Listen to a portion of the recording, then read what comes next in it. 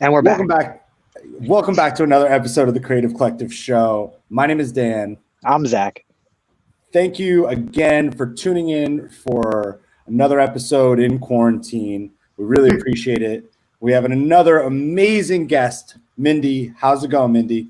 Great. Happy to be here. Thank you for having me.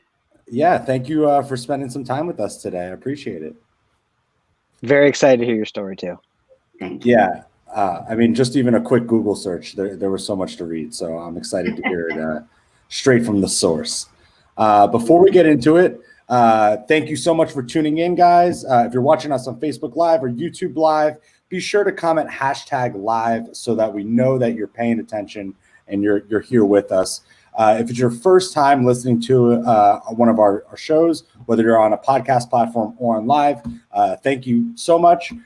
Hit that subscribe button. If you haven't already subscribed to us on all major platforms, we're everywhere. Apple Podcasts, Spotify, Google, Podchaser, Stitcher, we're Pandora, iHeartRadio, we're everywhere. So anywhere that you like to listen to podcasts, check us out. We would really appreciate it. If you have a chance, leave us a review on Apple Podcasts. And if you do leave us a review, screenshot it, DM us on Instagram @StrixMediaNJ, and we will mail you some stickers. I'm going to keep this intro short a little bit, so let's get into it. All right, Mindy. So let's hit it off with first of all, tell our listeners who you are and what do you currently do. So my name is Mindy Scheier, and I am the founder and CEO of both the Runway of Dreams Foundation and Gamut Management. All right, cool. So let's get into give me like a one sentence piece of each one, and then I want to get into your origin story of how this whole thing started. Oh gosh, I'm never good at one sentence, but Runway of Dreams was an organization that I started in 2014, where we work with the fashion industry to educate them on including people with disabilities into mainstream fashion. And Gamut Management was actually born out of Runway of Dreams, where we exclusively represent people with disabilities in pop culture. That was perfect, by the way. You did a great job. All right, perfect. So let's take it all the way back. Let's take it back to I always say high school, but let's somewhere in that area. What led you down this path, and how did you get this passion? Well, I was actually that little girl that dreamed of being a fashion designer, and I never was just going to be a fashion designer. I was going to be a global brand. I wanted to be Betsy Johnson. I felt like I had the hair for it. So I was never really. And real quick, how old were you when that seed of being a fashion designer came in and you wanted to take over? I would honestly say, as far as I could remember, I would say at least 7, 8 years old. Awesome. Like from the beginning. I never changed my path. And so I fortunately pursued my dreams. I majored in fashion design. I studied in Florence for fashion design. And the second I graduated, I moved to New York City and had a job being an assistant fashion designer. And I was living my best life. I got married. I had 3 kids. And life can be heartbreakingly ironic, as my middle child, Oliver, was born with a rare form of muscular dystrophy. His form is called rigid spine, and it really affects all of your muscle systems, as well as distorting your body and your pulmonary system. So everyday tasks for Oliver were very difficult, namely the one thing that I loved more than anything, and that's dressing myself every day, thinking about what I'm going to wear. I mean, the whole quarantine vibe is very difficult for me. So that's why I'm still dressing like I'm going to see somebody every day. But with Oliver, due to his disease, even buttoning or zippering, pulling up pants were incredibly challenging for him. It would take him an hour to do something that it took my other 2 kids 30 seconds, such as buttoning your shirt. So when he was of school age, my husband and I decided that he really needed to wear sweatpants every day, not only so that we knew he could go to the bathroom on his own, but so that he could fit the bottoms over his leg braces, which could not happen with wearing jeans or any other typical pants. So that didn't feel like such a big deal. He was a boy, and not to be stereotypical, but wearing sweatpants every day seems pretty okay. Until he was 8. He was in first grade and came home one day and said, "Mom, I want to wear jeans to school. I don't understand why everybody else seems to be able to wear jeans except for me. And I want to wear them, and I want to wear them tomorrow." So I had an enormous choice ahead of me, that I could either look at this 8-year-old face and say, "I'm so sorry. That's not an option for you. Due to your condition, you can't do buttons, you can't do zippers, so jeans are not an option for you."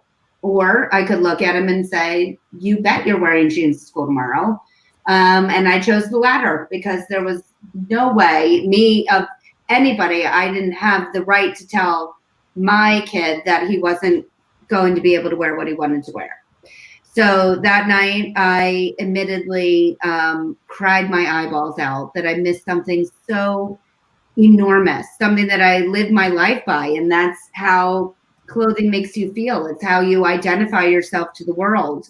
And I needed my 8-year-old to remind me of that, of the importance of how clothing relates to your self-esteem and how you feel about yourself. So I ripped apart a pair of his jeans. I replaced the button and zipper with peel and stick Velcro, because it's really all I had access to at 2 o'clock in the morning. I cut up the side seams of the bottom of his pants so that they could go around his leg braces rather than trying to force it over. And when Oliver woke up the next morning and I showed him my arts and crafts project, otherwise known as jeans, he immediately beamed with joy. That it not only was it the first time he was able to dress himself independently, but it was the first time that he ever went into school with anything other than sweatpants.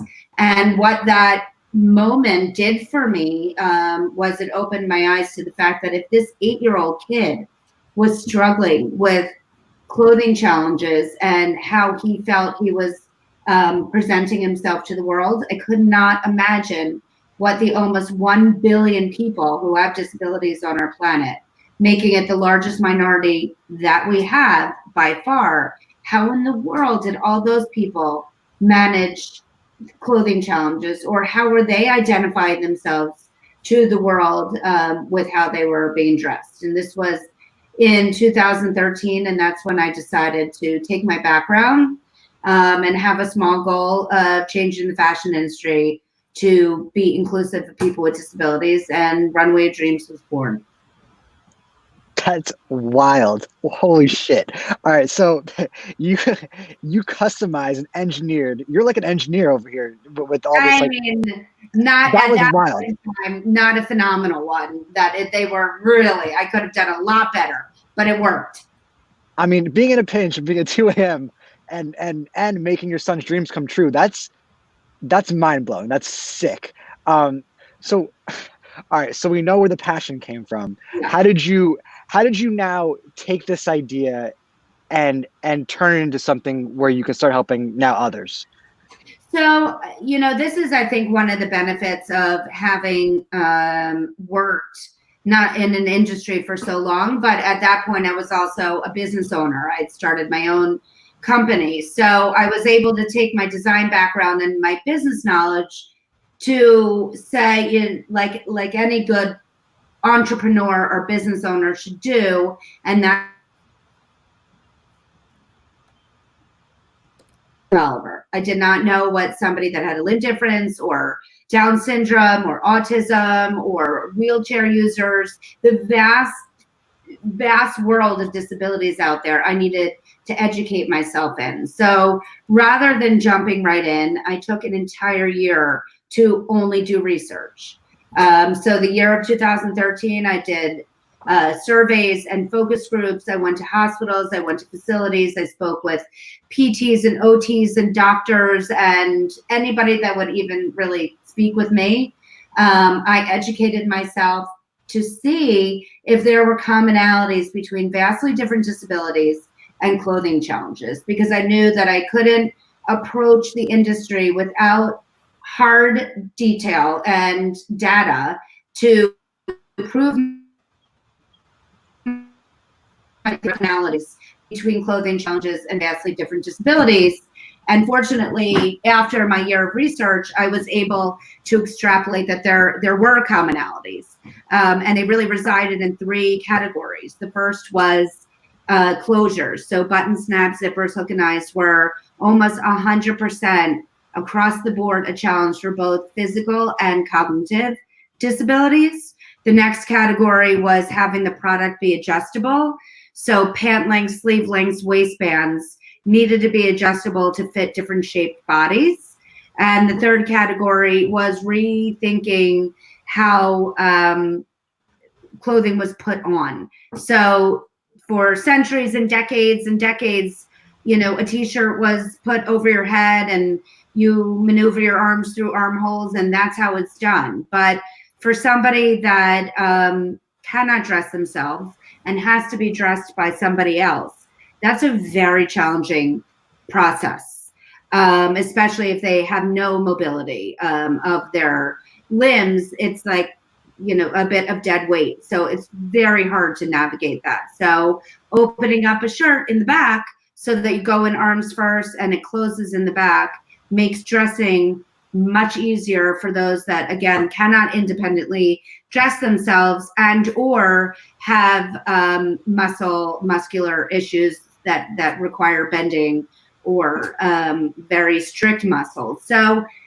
having that knowledge that I could make changes to mainstream clothing by modifying what already exists allowed me then to go to the industry and say, I have kind of found a way to modify your product so that I can provide you with millions and millions of new customers that you've never reached out to before or never considered part of your pool of customers. And so here you go. Here's white space and here's how you do it. And fortunately, in 2016, I was able to get myself in front of the CEO of Tommy Hilfiger, and we made fashion history by creating the first ever mainstream adaptive clothing line, which is now turned into Tommy Adaptive, which is really just another category in their portfolio. Target is now in the game with their Cat and Jack Adaptive. Wow. I work very closely with Zappos and their Zappos Adaptive platform. Kohl's, we're working with them. Nike as the Fly sneaker. So the amazing part of this piece of my journey was that in a relatively short amount of time, the fact that I can mention 5 major brands that are believing that the population of people with disabilities need to be included as part of their consumer base is pretty remarkable and something that, you know, I'm grateful to have opportunities like this of being in the show to hopefully open other businesses or other brands' eyes to the fact that this is a huge population that they are missing out on. Not only is it the right thing to do, but it's a business opportunity. It's a movement. It's great. You created a wave, and it's like a tsunami right now. That's so cool. All right, so I want to break this down. I have a quick question. Go ahead. Yeah, Mindy. So can you talk a little bit about how you went about getting in front of the right people, and maybe if there's a story behind that, or if you had a kind of tactic to get in front of the right people? Yeah, and actually that's a great question. So look, I had the benefit of, first of all, coming from the fashion industry and always working in the industry. So, you know, the 20 plus years that I worked, I definitely built up some good contacts, or at least people that I could reach out to that I asked for them to reach out to their context. So first and foremost, there is a lot of power in asking for help or to be connected. And what is the worst anybody is going to say? No, sorry, I can't help you. But in many other situations, they can say, yes, absolutely. And I'm going to connect you to this person. And then that person can connect you to this person. So there's a lot of power in utilizing people in your life to help you get to where you want to be. And the power of asking. But, and this is something that I certainly would like to share with any entrepreneurs out there, is you have got to be open to pathways that you may not have considered in your first go about. So when I first started Runway Dreams, it was a for-profit. I had no experience whatsoever in the nonprofit world. I truthfully had no interest in the nonprofit world. I was always in business. I was a businesswoman and an entrepreneur by heart. So that was just never part of my approach. However, when I first started reaching out to the industry, I was constantly faced with feedback. And this is another important thing, that I believe it's always feedback and not failure. It's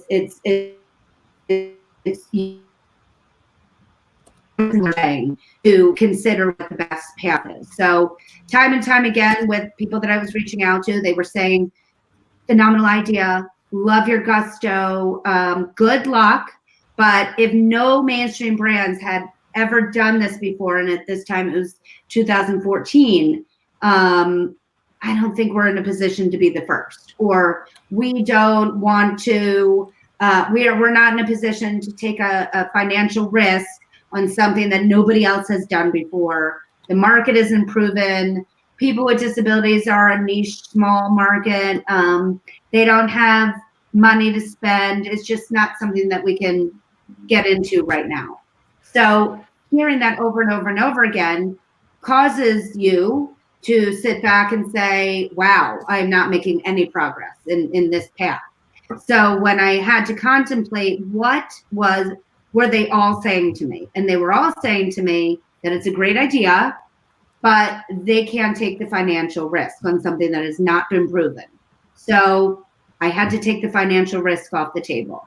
And the best way that I could think of to do that was to become a nonprofit, so that if I was completely wrong and the market that I so believed in wasn't there, then at the very worst, these companies would get a tax write-off. And this would be just something that they felt very good to do. And that is the path that I almost was forced to take if I wanted to keep my eye on the prize to get this movement and this mission to happen. So again, I must reiterate that I knew nothing about nonprofits. I didn't even know what a 501c3 was. So I had to yet again reach out to people that I knew were in that world to educate me, and educate me fast, on how I get this going, what do I need to do, what do I need to apply for, etc., so that I could go back to them, the brands, and say, plan has changed. We're a nonprofit now, so come with us, take the chance, and I know that the market is going to show itself to you. And thankfully, I was right. And that is the very first meeting that I had as a nonprofit was with Tommy Hilfiger's team, and the rest is history with that. So much so that not only, thankfully, did I get them to go down this road with me, but they very quickly saw that this was a huge business opportunity, which is why it is now Tommy Adaptive and a full division within the portfolio. That's so cool. Yeah, you gave me chills literally telling me that. So that was amazing. And now my next question is, when you started approaching these companies, either the first time or the second time, were you going at it where you were trying to sell the idea, or that you were trying to sell products that you prototyped, or kind of to team up to get them to develop those products? So it was a team up concept. So I developed modifications that I wanted these mainstream brands to partner with me to use those modifications into their mainstream clothing. So I was always under the mindset that it would be a lot easier to convince mainstream brands that they didn't have to start from scratch. They didn't have to create something new. They could modify what already existed and bring in millions of new customers. So it was really the combination of the technical modifications that I made to existing tech packs, which is basically the architectural plan of clothing. That's how it all starts, is with a tech pack. So my modifications could be implemented into that stage of the design process, so that they were using everything that they were already doing. Their processes were the exact same of what they would do for their typical lines. And I think that not only helped to get to market quicker, but it also helped the brands understand that if I could do it, they could certainly do it, and do it better. And that was really part of my thought process, that I really wanted to show them the way, that, to use these modifications as a start. But these are billion-dollar global brands. Had a huge amount of teams to take this concept and make it even better. Think about the next version of magnets or technologies that we could bring together to, marry to adaptive products. And thankfully, that's really exactly how it happened, that the process that Tommy Hilfiger uses in their design teams may be different than what Target does or Kohl's does. So if I had gone to these brands and say, this is how you have to do it, and this is the only way that you have to do it, then it probably wouldn't have gone nearly as far as how I approached it, in terms of, here's the concept. Here are the modifications that I developed. Let's do this together. I'll work with your design teams to it, and then you take your brilliance and your billion-dollar companies and make it huge. That's so cool. Okay, so you had you pretty much became you fell into the production side, where they can take their existing things, so they don't have to recreate anything new, and just adapt, hence the adaptive clothing, Yeah. and make these minor alterations to their already existing things. So it was relatively fast. Now, what'd that look like in terms of the production process? Did it add that much more time? Was there cost of was there cost analysis there? What did that part kind of look like? So it definitely, there were modifications that needed to be made. For example, in some of the product, we utilized magnets that would go behind buttons, so that it looked exactly like the typical shirt, but it was much easier to open and close because there was a magnet behind the button. But as you can imagine, sewing a magnet into a product, number one, you had to put different kind of blockers on the sewing machine, or else it would stick. The magnet would stick to the sewing machine. So wow. Magnetized to it. So now, factories overseas had to put kind of a different blocker, really is the best word I can use, to make sure that it doesn't magnetize to the sewing machine. So, there were definite learnings that had to go with the modification, but they were fairly quick. They were certainly not insurmountable. And it is something that is now like a well-oiled machine. I love this. Now, when you spent all this time researching and you said it was almost about a year or more than a year, right? Were you working at the same time doing other stuff? At that point, I really, I sold my half of the company to my partner, because I knew I needed to go all in. I felt I only had one shot with the fashion industry. So, and I was up, I had to climb a mountain. Nobody had ever even heard of adaptive clothing before, let alone convincing them that they needed to do this. And these were the big guys. So that it wasn't even, so I really felt that I needed to go all in on this. So at that point, that was my full-time job, doing the research. When you first started out, was there a point in where you considered starting your own brand and selling it as yourself versus teaming up with them? Great. That's a really good question. And the answer is yes. I definitely had a crossroads that I had the capacity to create my own line. And at that point, I certainly had all of the background knowledge to do it.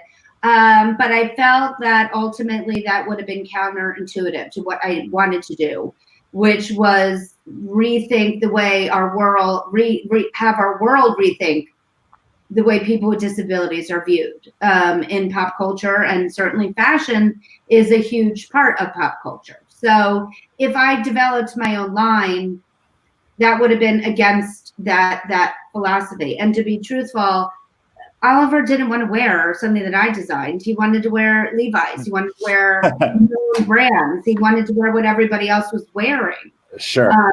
And so that really became my kind of driving force, that this, look, maybe someday I'll still do my own line now that it's become a little bit more of a mainstream concept, but there's still a lot of work to do within the industry. And ultimately, I would like every brand to have an adaptive version of their products. I hope that someday it's a mandate that lines have to have no different than the fact that there has to be handicapped bathrooms in buildings and cutouts in our streets so that wheelchairs can go on sidewalks. I think it should be the exact same for clothing and accessories. Yeah, and that makes a lot of sense because, like how you said, it would kind of be counterintuitive to your philosophy, and this way you're able to reach, more people, and like you said, people want to wear exactly what everyone else is wearing. They want to have the same cool sweatshirt and have the same quality of jeans and things like that. Was there anything done to the materials themselves as well to make it like more flexible or more stretchy or more maneuverable for them, or was it just to essentially incorporate the snaps and the buttons and like whatever facets you use to essentially mold it around them, right? It's like that's kind of how. Yes, I didn't hear the first part of your question. What did you say? Did you say the fabric? Yeah. Did you guys use or try to use different kinds of fabric? Either in addition to or a replacement of what you used to use to make it either more flexible or make it stretchy so it's more easily put on, I guess.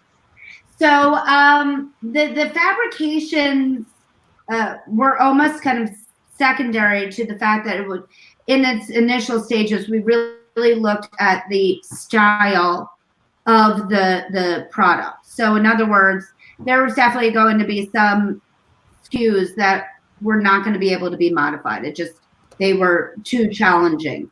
Right. Whereas others, whether that is because of the fabrication, because of the style, it was very easy to modify. So we really kind of took it to, again, what already existed to then see what could be best modified to make it wearable for people with disabilities. But as the category has really grown, for example, Target, their Cat and Jack line is really focusing a lot in its initial stages. Now it's grown, but on sensory issues. So sensory issues are much more about the fabrication, whether that is it being tagless, the feel of the fabric, having the seams be flat as opposed to feeling the seams. So, as the category grows, I think you'll see more and more, iterations of it all, whether that's for sensory, whether it's for mobility, whether it's for specifically wheelchair users. But when you have to start in the world of the concept of adapted, I really wanted to start up here in that I wanted to have the industry understand that by making change, by making, by modifying what is in existence, it can make the product easier for people with disabilities to wear. Was it going to be perfect for every category out there? Maybe not. But was it going to be easier for everybody to wear? Definitely. Awesome. 100%. I love that. Can you tell me a little bit about your aha moment? So when you were really starting to put everything together and things were starting to fall into place, was there a specific moment that sticks out in your mind that you were like, okay, like this is 100% what we're going to double down on, like full steam ahead, 150%? I would say my aha moment, I had two. First was obviously that moment when Oliver came home and asked to wear the jeans. But my second was when we first had the prototypes of the Tommy Adaptive collection. And when it first started, it was just for kids. During one of our photography sessions, I had a young man who was 15 that was going to be in the photo shoot. And he was in a wheelchair, and he put on one of the button front shirts that had magnetic closures. And he looked at me and said, "Can you imagine that I'm 15 years old and this is the first time I've ever been able to dress myself?" Was such a Wow. powerful moment, and not only in my life that I take with me to this day, but to have had the experience being there when this young man was able to dress himself independently for the first time ever. It felt so enormous.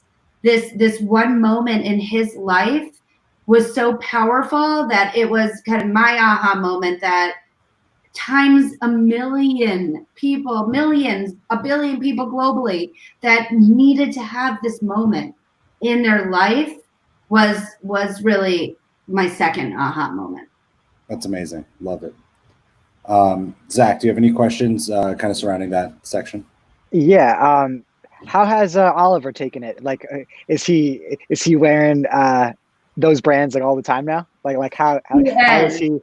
He is, but now he's 15 and in high school, and he is very, very cool, apparently. And so therefore he's now like behind the scenes. When we first started, he would be in the photo shoots and he would be on the runway in the runway shows, but now he's retired.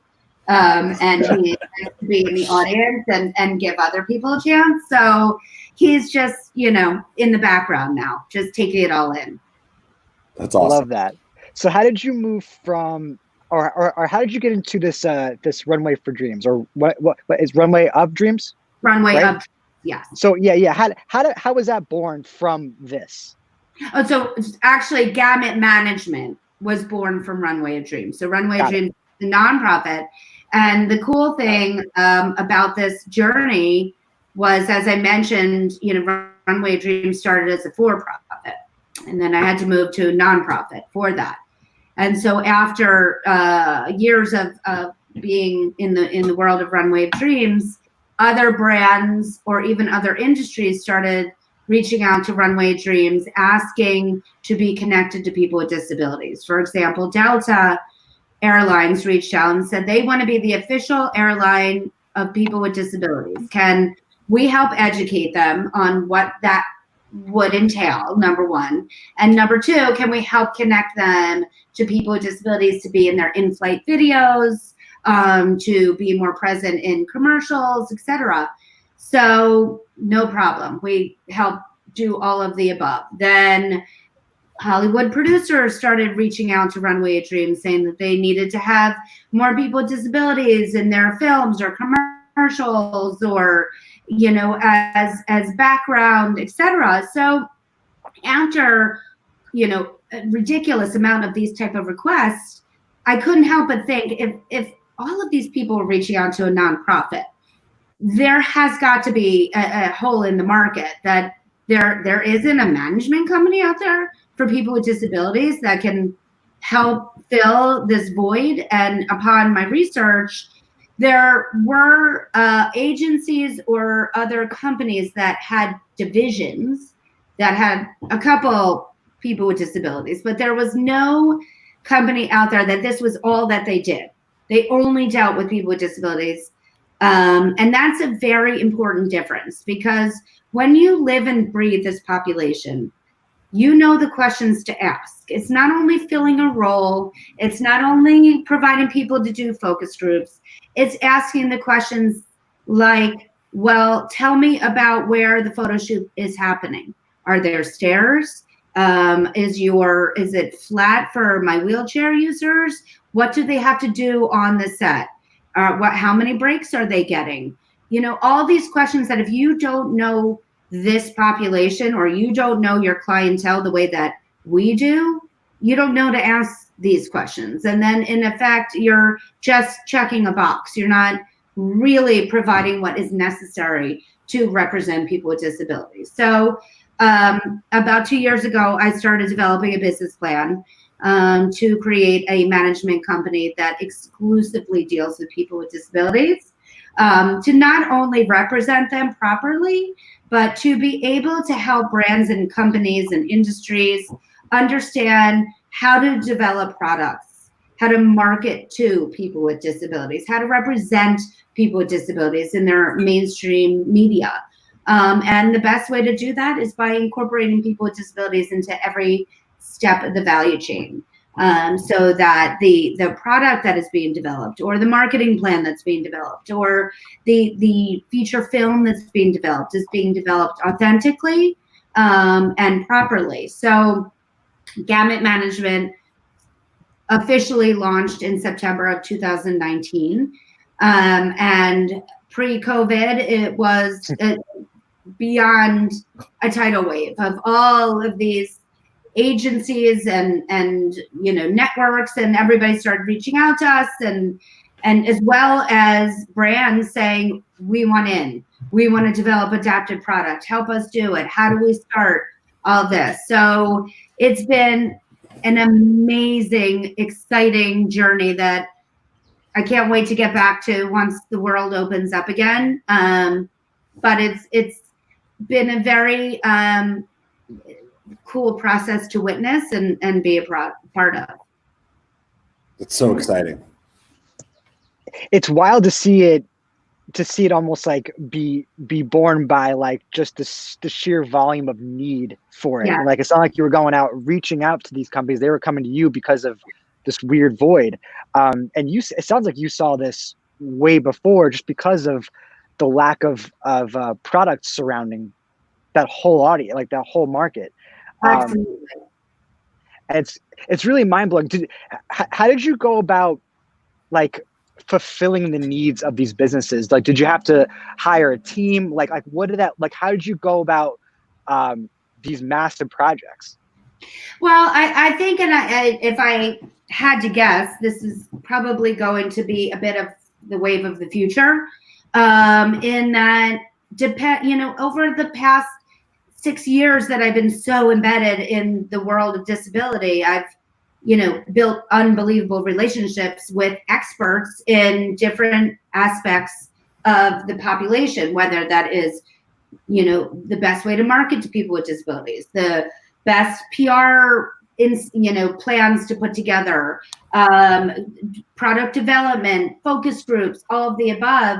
There are amazing people in this population that I've been lucky enough to not only have met, but have worked with. So depending on the incoming request, I am able to bring together teams in a, you know, more of an as-need basis, rather than having to have a full-time staff of all these different experts, when each request has been fairly specific to the need of that company or that role in a film, etc. So I'm really kind of working in that model of building up the teams that I need when I need them, and really being able to hone in experts in everything that I do.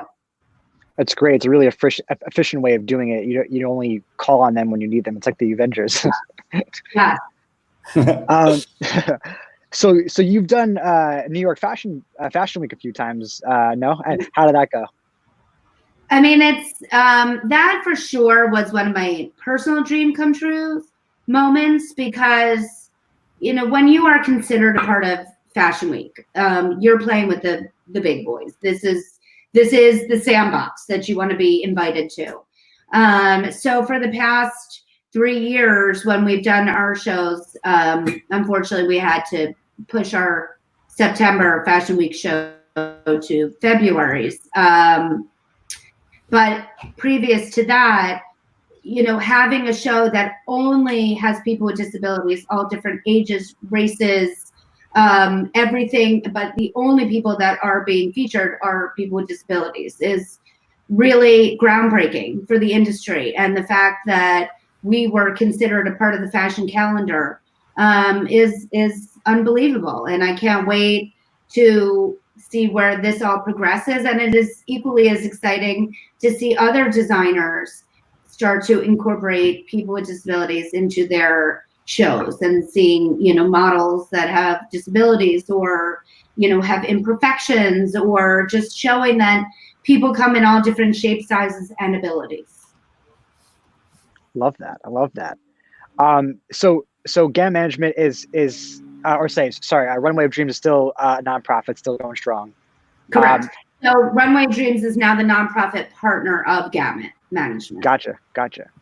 Is there any way for high school kids or college kids to get involved and help out in that light? Very much so. So from the Runway of Dreams lens, we last year launched Runway of Dreams College Club. So now we are on 12 campuses across the country, with 12 more emerging in 2020. And what is so amazing about these clubs is not only are they student run, and they are both able-bodied students and students with disabilities coming together to raise awareness to the mission of Runway Dreams, but their big kind of goal every year is to put on their own adaptive runway shows. The program is underwritten by Zappos Adaptive. So the product that is being used for the shows donated by the Zappos team. And I think the clubs are really not only raising awareness to the fact that, this is peer-to-peer relationships, that the students that have disabilities are managing this with students that don't. And it's really kind of forming these relationships, but also they, putting on a fashion show is a really big job, and it's really showing and educating these students on everything that it takes to do that. It is not just, the fashion students, it's marketing, it's production, it's stage management, it's advertising, it's sales. So it's really been a magnificent thing to see. The college students of this day are so socially conscious. It's really amazing to see how much this has grown in a relatively short amount of time. Okay, Mindy. So I know we only have you for a couple more minutes. So I got a couple rapid fire questions. Yeah, I'm ready. All right, ready. Tell us something that you wish you knew when you started. That I wish I knew when I started. I wish I sat for a minute and tried to enjoy the process of it. I think I was so excited, and so I got to do this, that it's hopefully we made history. And I wish that I took a minute and took it all in a little bit more, was present a little bit more than I probably was, because it was, if you had asked me 10 years ago, if I thought that this would be my future, I would have said, you got the wrong girl. No way. I'm, going to be a global brand. That's what I'm doing. So I would say being more present. Okay, awesome. Now, when you were first, or when you were in this process, which you still obviously are currently in, were there any naysayers and someone that kind of, was like, this might not be the best idea. You don't want to put all your eggs in one basket. And how did you overcome that?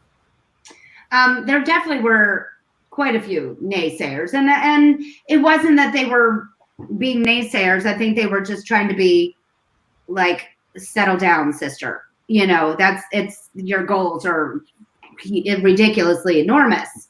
So I would, definitely say that sometimes you just gotta turn a blind eye, and you gotta go with what you know and what you believe in. Because if I had listened to all those people, it wouldn't be today. So I don't think there's anything wrong in believing in yourself. All right, final question, since we got to let you go, unfortunately. Maybe we'll have to have a part 2. I'm ready. What would you tell someone that maybe is possibly trying to get into the fashion industry, and or just maybe your average entrepreneur? What would you what kind of advice would you give them? I would say, and I don't even remember who gave this to me, but it is really focusing on that it's never a failure, it's always feedback. So you just have to take in what you're hearing and absorb it, and think about how you either pivot, how you tweak it, how you get to the goal. You always have to make sure that you are sticking to what you believe in, and if you have to find another way to get there, find it. But it's never a failure. It's always feedback. Awesome. I love that.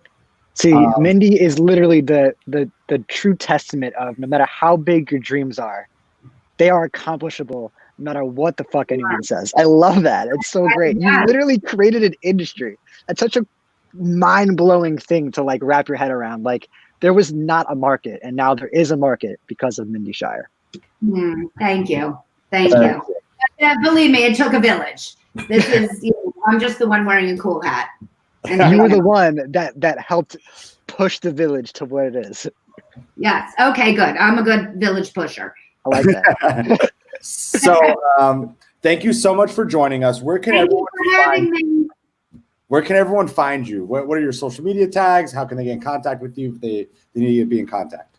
Thank you. So we are on all social media platforms through the nonprofit. It's Runway of Dreams. For Gamut Management, it's Gamut, Gamut Management. Also on all of our platforms. And we did just start a cool talk show on YouTube called the Gamut Network. That we're sharing all different incredible stories of people with disabilities. And I highly recommend checking out. It's, I think, what the world needs right now. Some real soul-filling stories. That's awesome. Real quick, just to quickly end that, how can people with disabilities get on that show? They can email me at talent@gamutmanagement.com and tell us why they would be a great guest. Perfect. Awesome. Thank you so much again for joining us. Anyone Thank you for having me. Live, hit comment #live. If you want to comment some questions for Mindy, maybe she could go back later on today and answer them in the comments section. Another amazing episode. We will see you soon. Thank you. Thank you so much, Mindy. Bye. Bye.